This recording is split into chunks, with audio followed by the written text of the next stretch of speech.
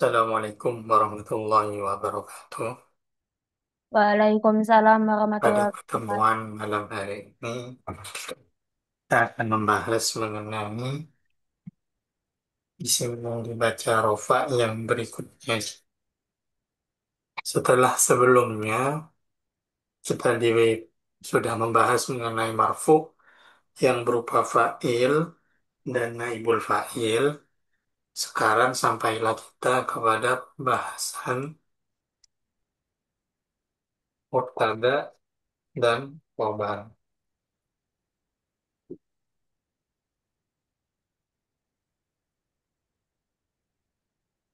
Jadi sebagaimana yang pernah saya sampaikan, bahwa perbedaan dari mubtada khobar dan fi'il fa'il itu adalah terdapat pada jumlah. Bahwa bahasa Arab itu ketika susunan Arab itu ada kalanya berupa jumlah fi'liyah, ada kalanya berupa jumlah ismiyah. Ada kalanya juga berupa susunan dorof atau jar majrur. Tuh, ada namanya jumlah, ada suku jumlah. Untuk yang jumlah ini, itu ada dua susunan, yaitu yang pertama susunan fiil fa'il atau kita sebut jumlah fi'liyah. Yang kedua adalah susunan mubtada dan khobar atau yang disebut dengan jumlah ismiyah. Jadi malam hari ini pembahasannya mengenai mubtada dan khobar. Sebelumnya sudah dijelaskan mengenai marfu yang berupa fa'il dan naibul fa'il. Bismillahirrahmanirrahim. Al-mubtada ismun raf'uhu mu'abbadu an kulli lafdin amilin mujarradu. Apa itu mubtada? Mubtada ialah isim ma'rifat yang dibaca rofa yang disepikan dari amil lafzi dan menjadi pokok dari pembahasan. Jadi mubtada itu yang perlu teman-teman pahami itu yang pertama adalah berupa isim ma'rifat. Ini poin pertama. Meskipun ada beberapa mubtada yang berupa isim nakirah, tapi itu ada beberapa syarat. Kebanyakan dan paling umum, mubtada itu adalah berupa isim ma'rifat.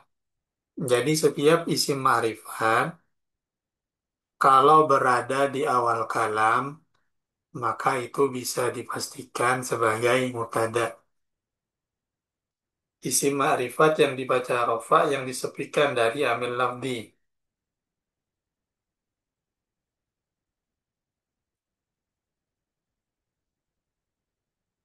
Itu namanya mubtada. Yang kemudian kedua adalah tidak ada amil lafzi. Mubtada itu yang merofakkan mubtada itu bukan amil lafzi. Kalau fa'il itu rofaknya karena ada amil lafzi. Apa amilnya? Yaitu fiilnya. Contoh, kalau kita contohkan kepada fa'il, misal ada contoh doroba zaidun.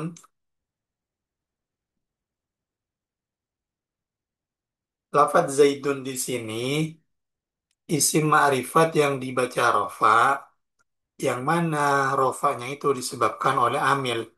Amil itu adalah penyebab dari i'rab suatu lafaz. Kalau amil jer ada huruf jer. Kalau rofa ini yang mengamili adalah fiilnya. Disebabkan oleh fiilnya. Makanya Zaidun itu dibaca rofa. Sementara mubtada, misal contoh ar-rajulu, ini dibaca rofa tidak disebabkan karena adanya amil lafzi. Melainkan yang merofakkan mubtada itu adalah amil maknawi ibtida atau amil makna yang berada di permulaan kalam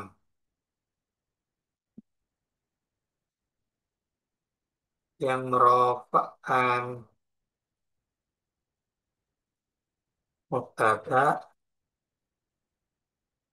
adalah amil maknawi ibtida.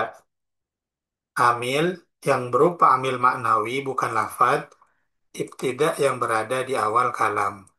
Itu yang merupakan mubtada. Kalau isim nakiro di awal kalam, ini kan tadi jelaskan si ma'rifat di awal kalam. Isim nakiro di awal kalam itu nggak bisa menjadi mubtada. Cuma di pembahasan lain itu ada keterangan yang menjelaskan bahwa nakiro juga bisa jadi mubtada. Hanya saja memiliki beberapa syarat. Ini contoh-contoh mubtada yang dari isim ma'rifat. Isim ma'rifat kan ada 6. Al, alam, domir, mausul, isyarah. Juga isim yang mudhof. Ada isim ma'rifat. Itu juga contoh isim ma'rifat. Ada isim yang mudhof. Ada ma'rifat. Contoh. Yang pertama adalah isim ber'al. Kalau kita menemukan lafaz yang ber'al di awal kalimat, maka bisa kita pastikan bahwa lafaz itu adalah mubtada ketika memang dibaca rofa. Ar-rajulu fil baiti utawi wong lanang fil baiti itu di dalam rumah. Atau contoh lain, alhamdulillahi.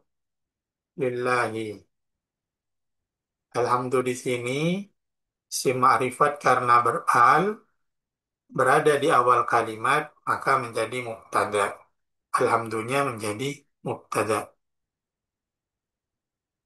Yang kedua, isim ma'rifat berikutnya adalah isim alam. Alam itu isim nama, baik nama sendiri, nama lakob, julukan, atau nama penisbatan, alam kunyah. Jadi isim alam itu terbagi menjadi tiga. Ada alam isim atau alam yang bermakna nama asli, alam lakob, alam julukan seseorang, dan yang terakhir alam kunyah. Alam yang menisbatkan nama yang dinisbatkan kepada orang tua atau anak atau saudara. Contoh, kalau Nabi Muhammad SAW, Nabi Muhammad itu adalah alam isim. Untuk lakob beliau, julukan beliau adalah Rasulullah, itu julukan. Atau Al-Amin. Sementara lakob, sementara akunnya beliau, itu seperti Aba Abdillah yang dinisbatkan kepada ayahnya. Rasulullah itu adalah Ibnu Abdillah atau Abul Qasim yang dinisbatkan kepada anaknya yang wafat Sayyid Qasim. Itu alam. Kalau ada alam di pertengahan kalimat, di awal kalimat, maka alam itu menjadi mubtada. Contohnya Zaidun qaimun. Zaidun utawi Zaid, qaimun iku berdiri. Yang kedua adalah isim domir. Kalau isim domir berada di awal kalimat, maka itu menjadi mubtada. Domir yang bisa menjadi mubtada itu cuma domir muttasil yang mahal rofa. Domir yang berpisah dan bermahal rofa. Kalau teman-teman bisa melihat di tasrifan, itu domir itu terbagi menjadi dua kan ya. Ada yang sambung, munfasil, ada yang pisah, muttasil. Untuk domir yang pisah ini itu ada dua, ada yang rofa, ada yang nasab. Yang bisa menjadi mubtada itu cuma yang mahal rofa. Itu huwa, huma, hum, anta ila akhirih. Huwa jamilun, huwa utawi jamilun iku. Itu domir. Kemudian yang ketiga adalah isim mausul.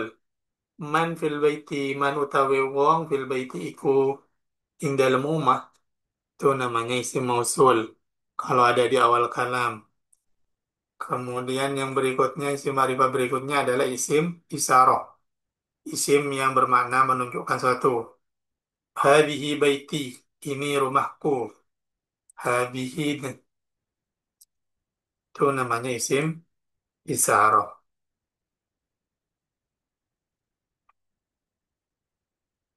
Yang terakhir ada isim yang mudhof, ada isim ma'rifat. Contoh, ar-rajulu fil baiti. Misal,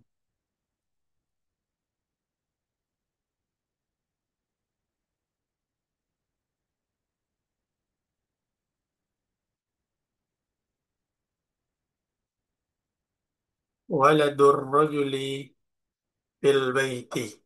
Ini yang menjadi mubtada adalah lafaz waladu. Khabarnya fil baiti. Sementara ini mu'rifat karena mudhof pada isim ma'rifat. Mudhof itu artinya sambung, ikut kepada isim ma'rifat. Contohnya waladur rajuli fil baiti.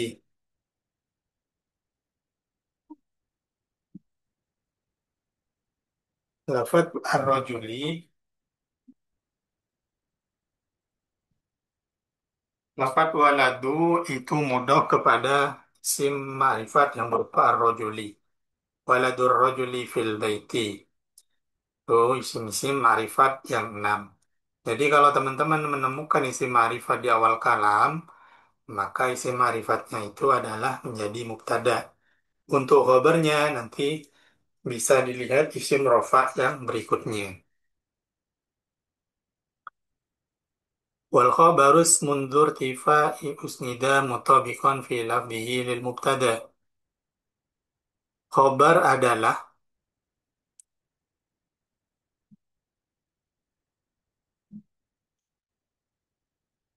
isim yang dibaca rofa yang disandarkan kepada mubtada dan menyempurnakan makna dari mubtada.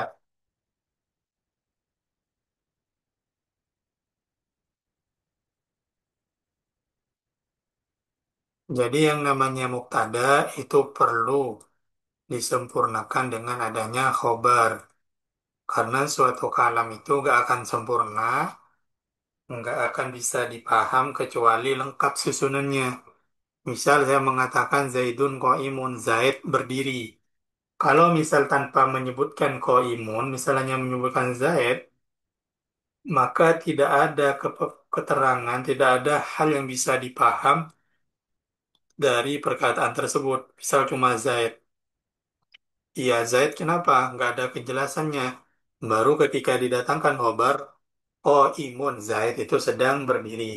Maka sempurnalah susunan dari kalam tersebut. Maka itu guna dari khobar, yaitu menyempurnakan makna dari muktadanya. Khobar itu menyempurnakan makna dari muktada. Dan yang merofakkan muktad khobar adalah khobar. Dan dirofakkan oleh muktada.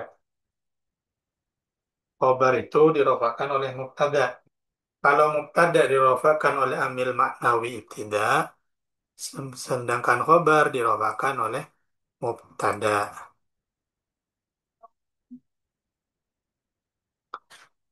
Kemudian catatan berikutnya, antara khobar dan mubtada itu harus sesuai dalam segi mufrad, tasniyah, jamak, mudzakkar dan muannasnya. Jadi kalau lafadznya mufrad, mubtadanya mufrad, maka khobarnya juga harus mufrad. Kalau tasniyah juga tasniyah, kalau jamak juga jamak. Begitu juga mudzakkar muannasnya. Contoh, kalau kita mengatakan Zaidun, maka khobarnya harus qaimun, Zaid berdiri. Nggak bisa kita menggunakan Zaidun qaimani atau kita pakai Zaidun qaimatun karena ini nggak sesuai mudzakkar muannasnya. harus sesuai. Zaidun qaimun, ini mufrad.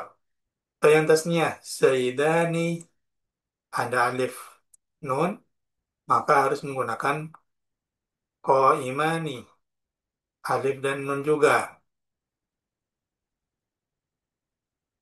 Harus cocok dalam segi mufrad tasniyah.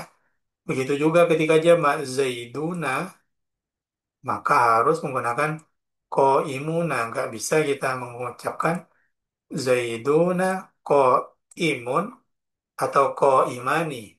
Harus Zaiduna qaimuna. Begitu juga dalam bentuk perempuan. Kalau perempuan Fatimatun qaimatun, harus perempuan juga, harus menunjukkan muannas.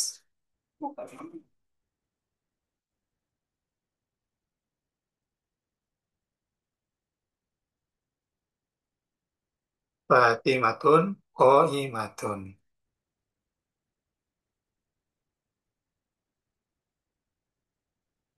Ini untuk ketentuan dari khobar.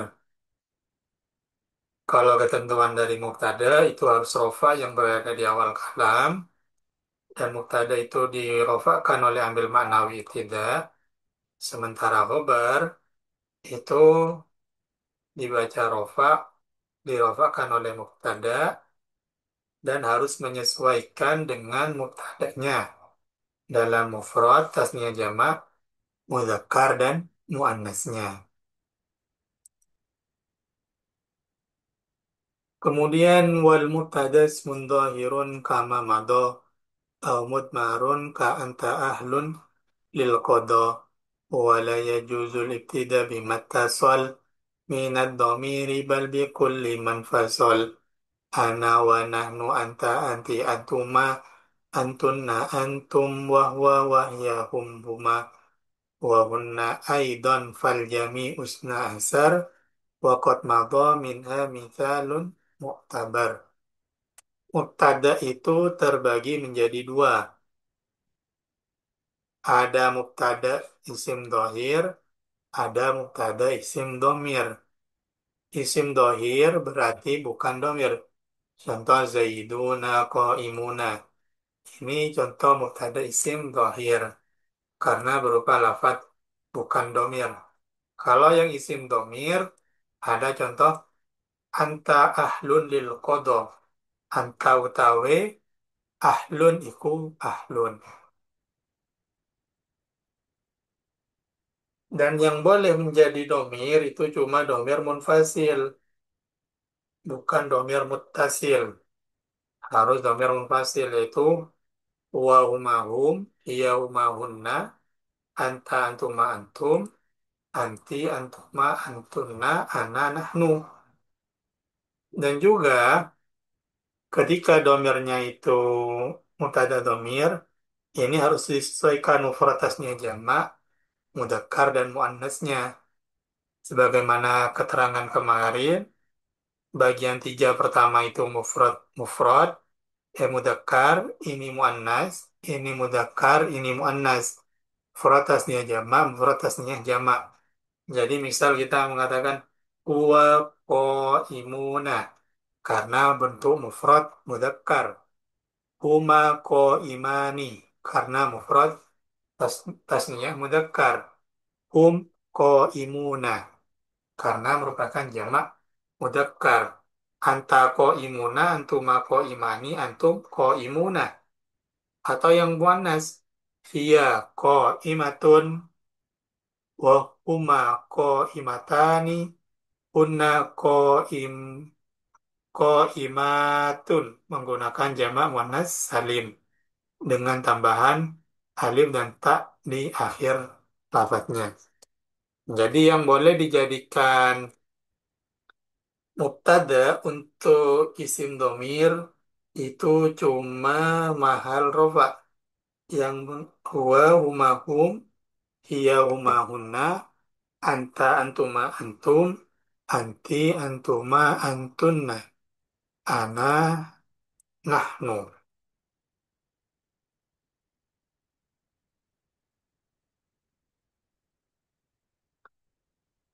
dan harus sesuai mufrad tasniyah jamaknya.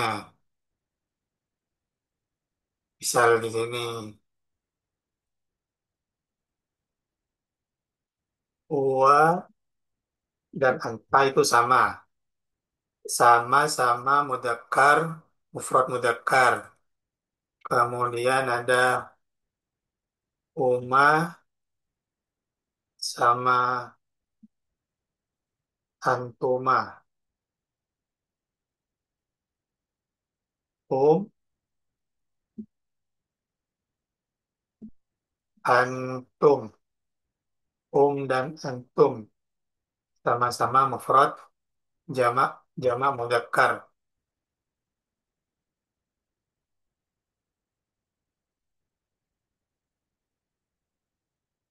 Mubtada'nya, eh,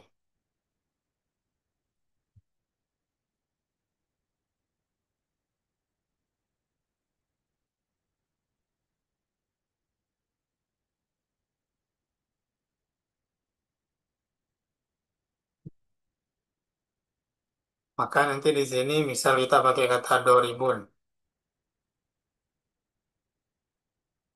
Nah,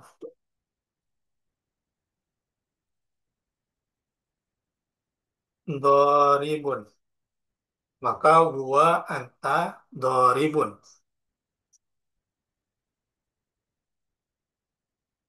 Kalau huma antuma, maka yang kita gunakan adalah doribani. Karena isim tasniyah. Kalau hum, doribuna. Kemudian kalau yang muannas,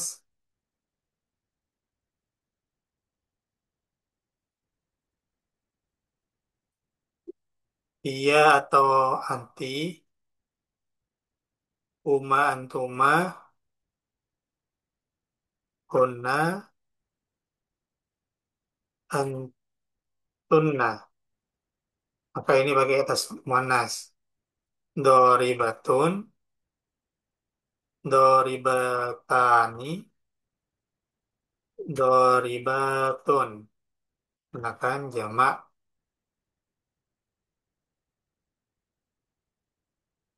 Kalau ana sama nahnu, itu nanti kalau ana berarti doribun atau doribatun, tergantung nanti siapa yang berbicara.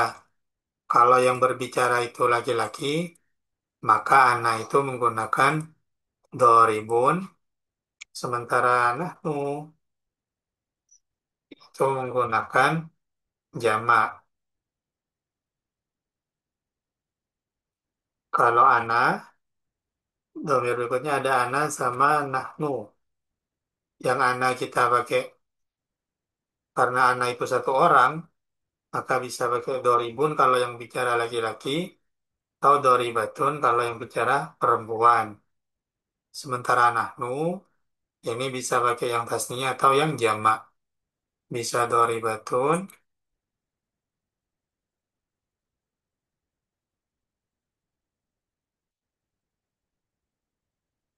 bisa doribuna, bisa menggunakan doribani atau doribatani. Tergantung nahnu itu seberapa orang dan laki-laki atau perempuan. Itu penggunaan domir di dalam khobar. Ketika khobar mubtada'nya berupa domir.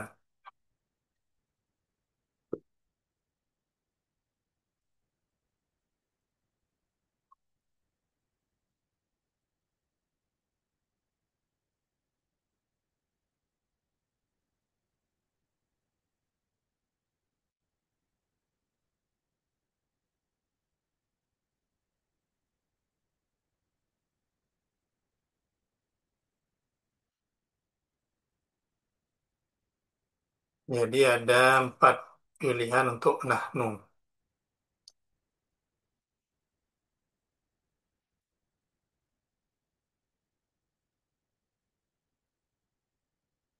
Kemudian pemufradan wa ghairu ya'til khabar wal awwalul lafdul ladzi ihim ta'am. wa ghairuhu fi arba'in mahsuru la ghairu wahya dzarfu wal mahdruru wa fa'ilun ma fi'lihi alladhi sadar wal mubtada ma ma lahu minal khabar. Khobar terbagi menjadi dua, yaitu khobar mufrad dan khobar ghairu mufrad. Ada mufrad, ada ghairu mufrad. Kalau mufrad, gampangnya kalau mufrad itu khobarnya berupa lafat, satu lafat, bukan berupa susunan. Kalau ghairu mufrad, itu berupa susunan, baik itu jumlah atau sifu jumlah, baik jumlahnya ismiyah atau fi'liyah, atau sifu jumlah dzarfiyah dan jar majrur. Untuk khobar mufrad adalah khobar yang tidak berupa jumlah atau sifu jumlah. Contoh Zaidun qaimuna. Dalam contoh ini, lafat qaimuna itu menjadi khobar. Zaidun utawi Zaid, qaimun iku ngadeg sopo Zaid. Qaimun iku ngadeg. Jadi menjadi khobar dari lafat Zaidun. Dan qaimun di sini menjadi khobar yang jumlah, yang sifu jumlah. Hanya berupa lafat, satu lafat saja. Nggak ada susunan lainnya. Yang kedua, yang terakhir, khobar itu ada ghairu mufrad. Khobar ghairu mufrad adalah khobar yang berupa jumlah atau sifu jumlah. Jadi ghairu mufrad itu terbagi menjadi dua, yaitu jumlah sama sifu jumlah. Khobar jumlah adalah khobar yang berupa susunan fi'il dan fa'il, jumlah fi'liyah, atau susunan mubtada khobar jumlah ismiyah. Sementara sifu jumlah itu khobar berupa susunan dorof atau jar majrur. Kalau khobarnya berupa jumlah, yang berupa jumlah ismiyah, maka dalam susunan ini terdapat dua mubtada khobar. Terdapat dua susunan. Saat ini saya coba buatkan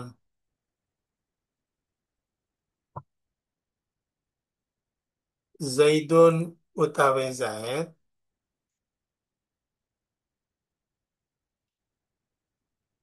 Ini Zaidun ini mubtada.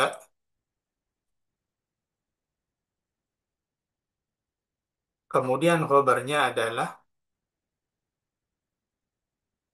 Zaidun utawi Zaid jariyatuhu iku.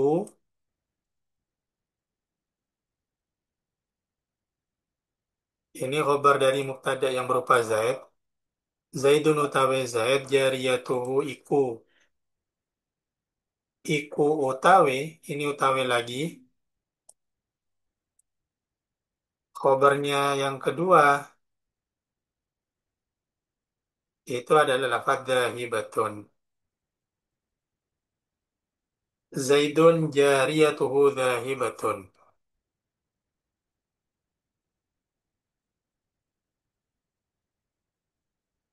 Jadi lafadz Zaidun jariyat dhahibatun ini merupakan susunan mubtada khobar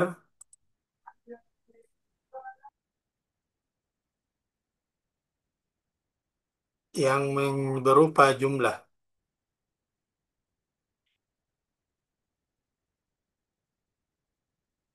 Jadi gini,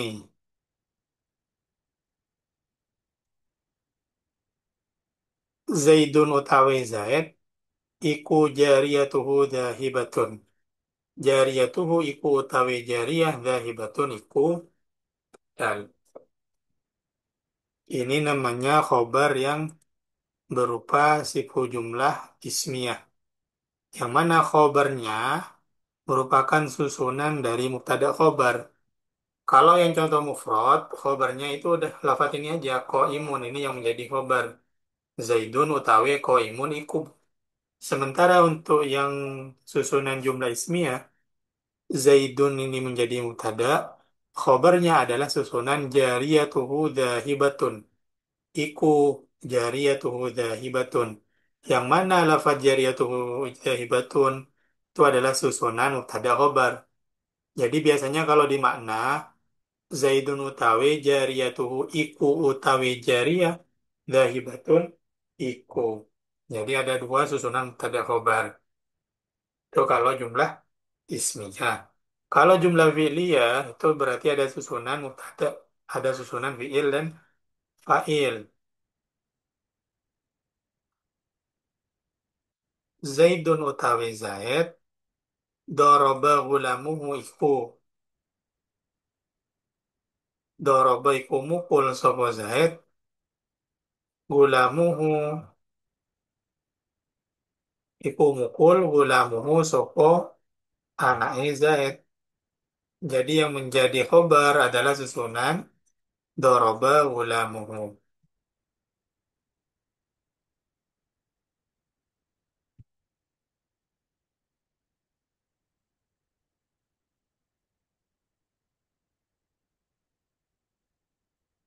Itu susunan sifhu jumlah. Kalau sifhu jumlah itu dorofnya itu berupa dorof atau jar majrur. Contoh Zaidun indaka, Zaidun fil baiti.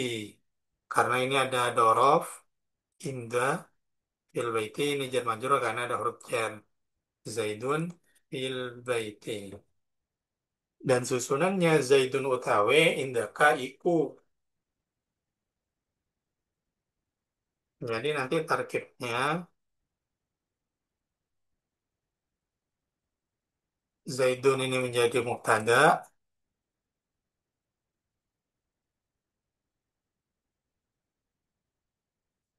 khobarnya adalah lafaz susunan dari dorof atau jar majrurnya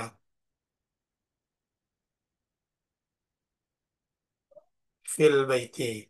Dan ini masih tetap menyimpan maknanya. Iku ing dalem. Ini juga iku ing dalem. Dan khusus untuk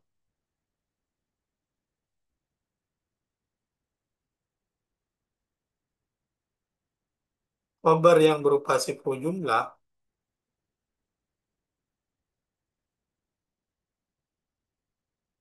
khobar yang berupa sifu jumlah itu menyimpan makna kainun dan istakoroh. Jadi ketika ini dimakna Zaidun utawi indaka iku tetap fil baiti iku tetap ing dalem umah. Jadi ada makna kainun dan istakoro yang bermakna tetap. Tuh kalau berupa sifu jumlah. Sampai sini ada pertanyaan. Maaf ya Ustadz. Kalau dirasa paham semua, saya cukupkan pertemuan malam hari ini. Semoga bisa bermanfaat. Sekian dari saya. Assalamualaikum warahmatullahi wabarakatuh. Waalaikumsalam warahmatullahi wabarakatuh.